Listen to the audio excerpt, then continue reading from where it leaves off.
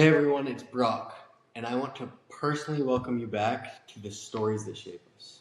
It's hard to believe, but as of today, March 1st, we've officially wrapped up our first year of this podcast. This year was filled with stories, conversations, and moments that have shaped people that I've talked to, as well as myself, in ways that I didn't expect. When I started this whole podcasting thing, I'll be honest with you, I didn't have a roadmap. I just knew I wanted to create a space for people to share the moments that have shaped who they are today. Everything from the triumphs, the struggles, the turning points, as well as everything in between along the way. And then maybe offer them a little bit of insight and encouragement on their own life's journey.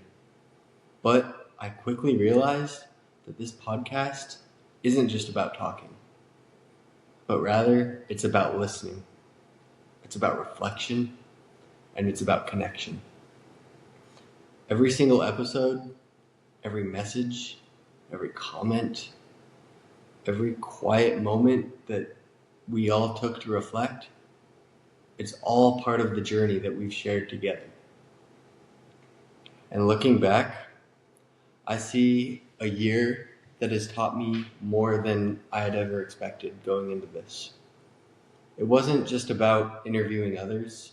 It was about learning, growing, and reflecting alongside you, the listener. Every story became a mirror.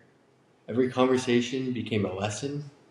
And every listener, including you today, has been part of this process. So thank you. Today, I want to take some time to reflect with my audience on the lessons, the stories that stuck, and the ways that this first year has shaped me and the podcast along the way. This is a reflection, yes, but also it's a conversation.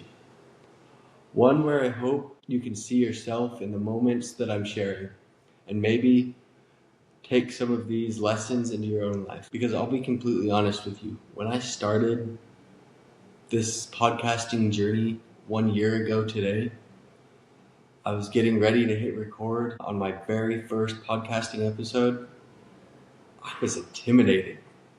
I was so nervous because I was putting my own story out there. My upbringing, my values, my failures. Just the idea that someone would listen, or that they might judge or even misunderstand my intentions felt heavy. However, the moment that I hit record, something shifted. I realized that authenticity is magnetic. Being real isn't just brave, but it's inviting. It opens the door for others to share their truths too. And that first episode, sharing my origin story, set the tone for the entire year. Honesty over polish, connection over perfection.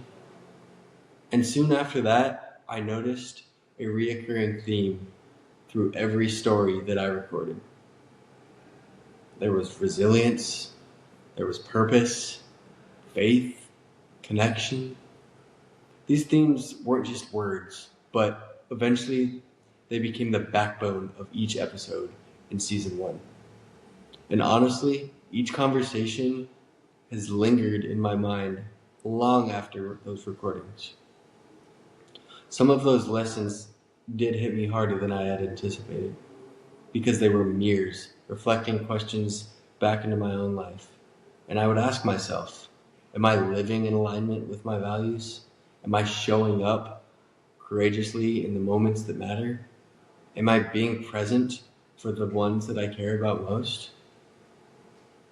Recording these episodes taught me something about fear.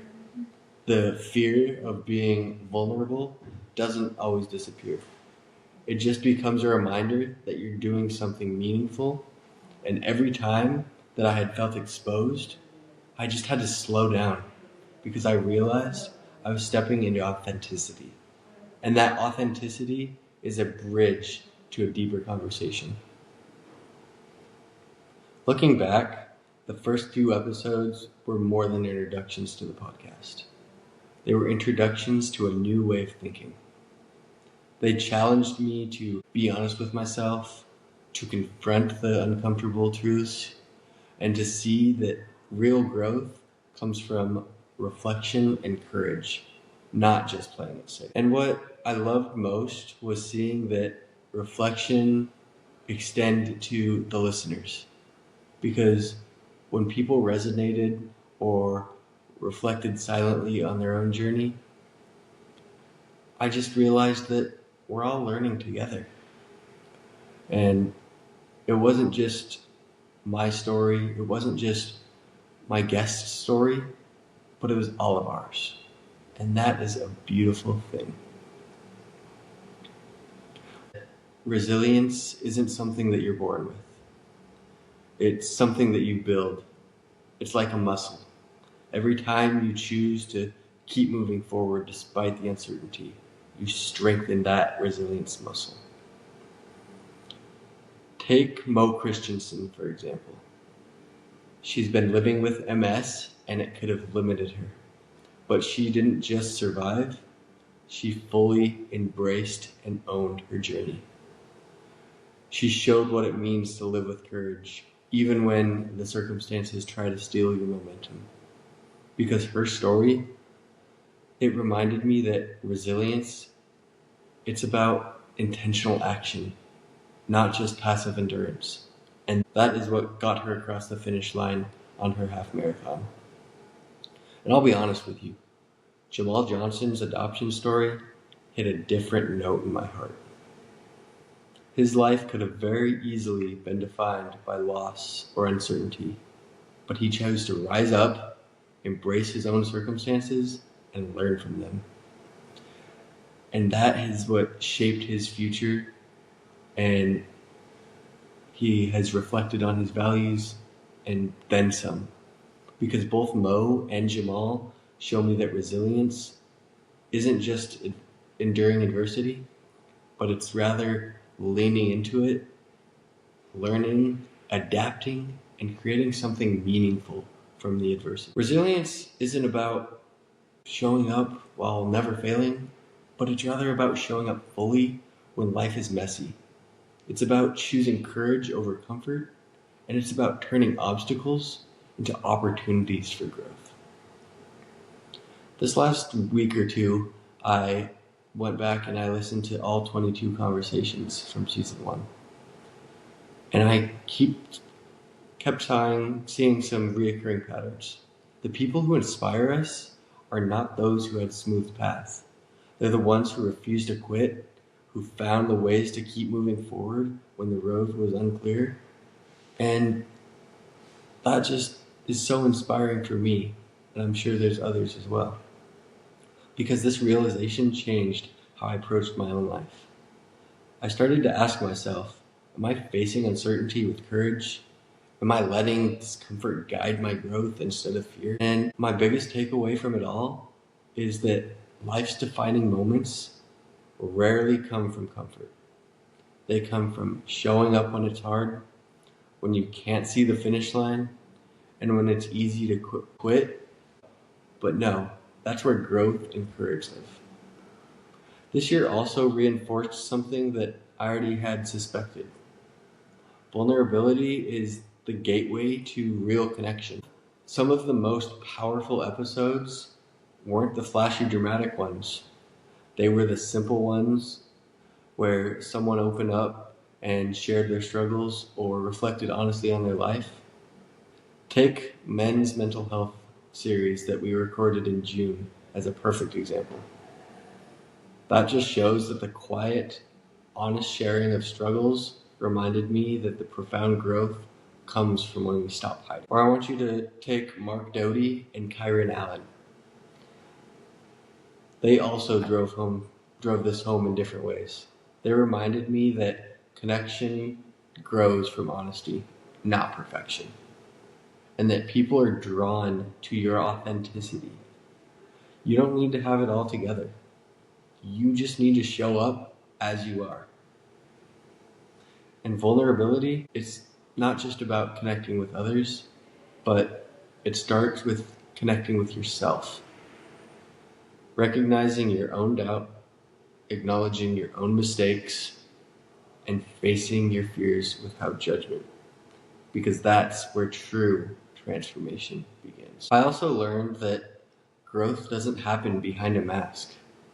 It happens when you show up, even when it's messy, even when it's uncomfortable, even when you don't feel like it, or even when you feel exposed.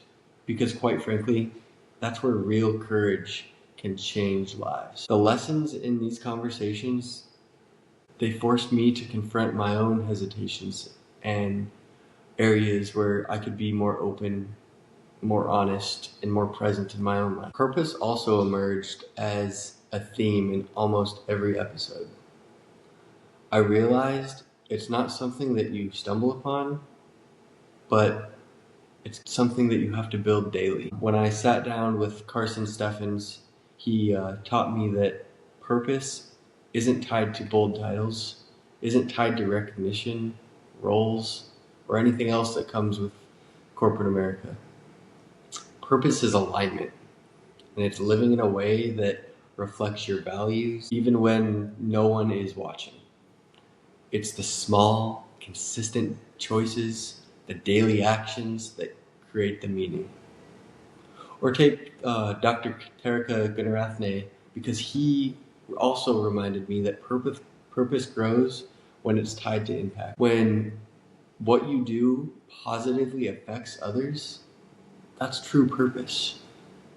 Or take Montana Reynolds. His story reinforced that purpose often emerges from challenge. He turned his military experiences into a mission to support veterans and strengthening his community. Purpose is cultivated through reflection, intentionality, and action. And it often emerges slowly through trial and error, through the lessons that we've learned from mistakes, life setbacks, and unexpected opportunities along the way. Listening to all those stories made me reflect on my own life in areas where I could show up and be more intentional. Because purpose isn't obvious all the time.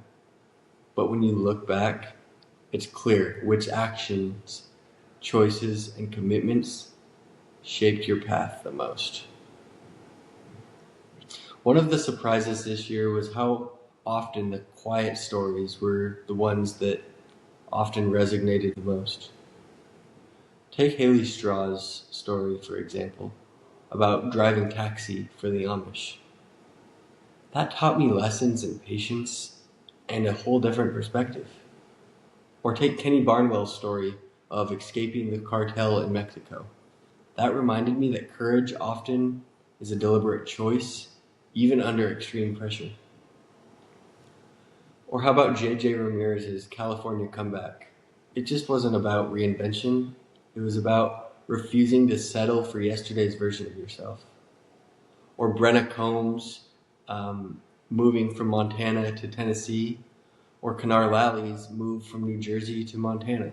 Both of those reminded me of bravery. It takes to leave from what's familiar behind and build a life that's completely aligned with your own vision. These stories, they weren't dramatic in a conversational sense. They weren't headlines, but they changed the way that I think about growth, decision making, and opportunity. Growth doesn't come only from obvious challenges, but it comes from the small, quiet moments. The choices you make when nobody's watching, the risks you take when you could have stayed comfortable, and the reflections that shift your perspective on life as a whole. All these stories have stayed with me, and they remind me that life's lessons are everywhere. Sometimes you just have to slow down and notice them along the way. This year there were a few episodes that carried a different weight. They weren't centered on growth or strategy or turning points or even lessons learned from the School of Hard Knocks. They were about remembrance, honoring the lives that shaped people in ways that don't show up on resumes or social media, but rather they show up in character, values, and the way that they move through the world. Those two episodes that I'm talking about were the ones that I was honoring my late grandfather, Lyle Doty, and my late dear friend, Lori Fletcher. They just slowed everything down for me because they were two of my first real losses in life. They shifted the focus from achievement to impact, from success to significance. And there's a quote that kept coming to mind as I reflected on those conversations, and it goes, "People will forget what you said. People will forget what you did, but people will never forget how you made them feel." And that couldn't be more true. My grandpa Lyle represented the kind of legacy our family knows well. Quiet strength, deep love for one another, humility, and consistency. He wasn't loud about who he was or what he believed. He just lived it. Reliable, steady, and present. Grandpa Lyle was the kind of man who didn't need recognition to do the right thing. He just did it. He just had that kind of presence that you could count on without ever having to question it. And that kind of life that leaves a mark that runs deep. Or take Lori's story, for example. Lori carried a different expression of the same truth. She showed how one person's kindness, attention, and care can ripple through an entire community. The stories shared about her weren't about big accomplishments. They were about the everyday moments. Showing up for someone when they needed it, making people feel seen, giving her time, her energy, and her heart without ever keeping score. The impact that she made was personal, relational, and long-lasting. Recording those two episodes and listening back and reflecting on the conversations forced me to ask questions that have stuck with me long after uploading those episodes. And it's, if someone told my story today, what would they actually say? Not what did he achieve, not what did he build, but how did he treat people? How did he show up? Did he love others? Did he live with integrity when nobody else was watching? Did his presence make people feel stronger, steadier, or more seen? Because that's a life that is remembered. The scoreboard often looks very different. If this year has taught me anything, it's this. Legacy, it's not built in the big moments or grand gestures. It's built in consistency. In ordinary days where you choose patience instead of frustration, presence instead of distraction, integrity instead of convenience. It's built in those quiet decisions to be dependable, to care, to listen, and to slow down and serve and love without ever needing recognition for it. What this year reinforced for me is the most powerful impact is usually the least visible. It's not flashy and it doesn't get applause in the moment, but it shapes families and it strengthens communities along the way. It lives on through the people who carry those values moving forward. Those remembrance episodes grounded me for an entire year. They were a reset, a reminder for what actually lasts, a reminder that the goal isn't just to build something successful, but it's to live a life that, when it's talked about someday, reflects faith, character, love, and consistency. Because in the end, legacy isn't what you accomplish. It's who you were to people. And that kind of impact endures forever. I'll be honest with you. This last year of podcasting has stretched me in ways that I never saw coming. When I started, I thought the challenge would come from the logistics side of things, such as booking guests, planning content, managing equipment, staying consistent. Yeah, sure, those things matter, but the real stretch, it wasn't technical, but it was personal. Sitting across the table from people's stories week after week forces you to slow down and pay attention and get comfortable with depth. Because you can't rush a real conversation. You can't fake presence. And you definitely can't hide the reflection. I learned how to listen with intention, not just waiting for my turn to talk or thinking about my next question, but actually listening for the meaning behind what someone's saying. The tone, the pauses, the moments where their voice shifts or they take a breath before answering. That's usually where the real story lives. And the more I paid attention to the nuances of that, the more I realized that the great conversations aren't controlled, but rather they're uncovered. Sure, preparation mattered. Doing research, understanding someone's background, thinking through the direction of the episode on how that's going to go. But flexibility won every single time. Because some of the more powerful moments weren't planned at all. They showed up in unexpected pauses, the off-script reflection, the honest answer that went deeper than anticipated. I learned to trust the moment instead of forcing the structure, because consistency became the biggest lesson of my first year in podcasting. Listening to story after story about resilience, loss, faith, transition, failure, growth, you name it. It just has a way of turning the mirror back on you. After certain conversations, I found myself asking the harder questions. Am I showing up the way I say I value? Am I living with the intention or just staying busy? Am I present with the people in my life or distracted by what's coming next? Or how about, am I willing to be honest, vulnerable, and real, or just comfortable? Those are the questions I asked myself. And those stories, they challenged me. They raised the standard for how I want to live my own life. They reminded me that resilience isn't something you just talk about.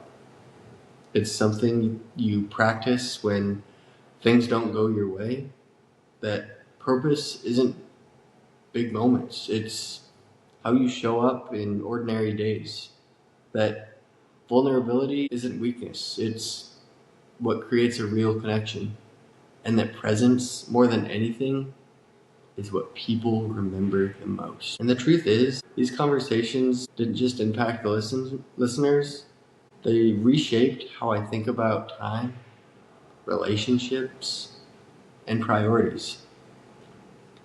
They made me more intentional about being present instead of being distracted, more aware of the weight people are carrying, more willing to slow down and actually engage instead of rushing through the moment. Because this podcast hasn't just given people a platform to share their stories, but it's given me a front row seat to what really matters. And truthfully, it's changed the way that I show up in my own life every single day. So, as we look ahead, year 2 is the year of transformation. I had a high school English teacher who gave us an assignment to choose one word that would define how we're going to live out that school year. That memory came back to me as I was wrapping up 2025 and thinking about what I want the next year to look like. And as I looked ahead to 2026, one word kept coming back to me again and again and again, and that's transformation. I'm not talking surface level change. No short-term motivation or quick fixes. I'm talking about lasting growth. The kind that reshapes how you think, how you show up, and how you live when no one is watching. Truthfully, that's where real transformation is. It isn't loud. It doesn't usually come from one big breakthrough moment. Most of the time, it happens quietly, shows up in small, everyday decisions, and in the habits that you choose when it would be easier not to. In the hard conversations you lean into instead of avoiding. In the moments where you choose discipline over comfort, honesty over image, and growth over staying the same. And this is exactly where we are headed in season 2 of The Stories That Shape Us.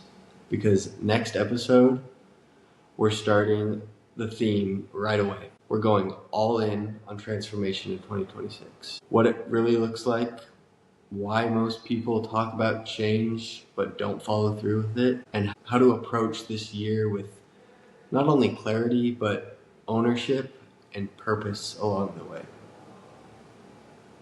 So, year 2 starts right now. And this year, we're not just learning, we're transforming along the way. All right, guys, so I want to wrap up today's episode, and I just want to slow down and take a moment to talk to every guest, every listener, and every person who's been part of this journey and simply say thank you. Because, quite frankly, you guys are the reason why this podcast exists. Every time that somebody reflected or shared their journey or just simply listened to an episode, it reinforced the values of the stories. The real power of storytelling isn't in the spotlight moments, it's in the connection, the reflection, and the way that we allow these stories to shape how we think, feel, and act. And to anyone just joining us on today's episode, I just want to say welcome. You're stepping into a space built on reflection, honesty, and growth. This isn't a space for perfection, because none of us are perfect, but rather it's a space for curiosity, for learning, and to leaning into the questions, and for being brave enough to look at yourself and the world around you with a fresh set of eyes. If there's one thing I hope you take away from this first year, it's that growth happens when you stay open to it, when you reflect, and when you let the stories guide your choices. Transformation doesn't come from waiting for the right moments. It comes from engaging with life fully, learning from others, and being willing to adjust, evolve, and act. So, as we step into year 2, I hope you lean into the same mindset. Take the lessons, the challenges, and the inspiration of these stories that we're going to go through in season 2 and let them push you to become a stronger, wiser, and more intentional version of yourself. Thank you for showing up, for listening, for reflecting, and for being part of this journey with me. Your presence makes this more than just a podcast. It's a community, a space for growth, and a place where transformation isn't just a word, but it's something that you have to live out every single day. So, here's to year 2. More growth, more honesty, more transformation, and as always, more stories. As always, thank you for listening, thank you for showing up, and for being part of the first year journey of the Stories That Shape Us podcast. Until next time, keep embracing growth, keep leaning into the moments that challenge you, and keep choosing the small actions that create real transformation. This has been The Stories That Shape Us. Join us each episode for real stories, real growth, and real impact. Thanks for listening.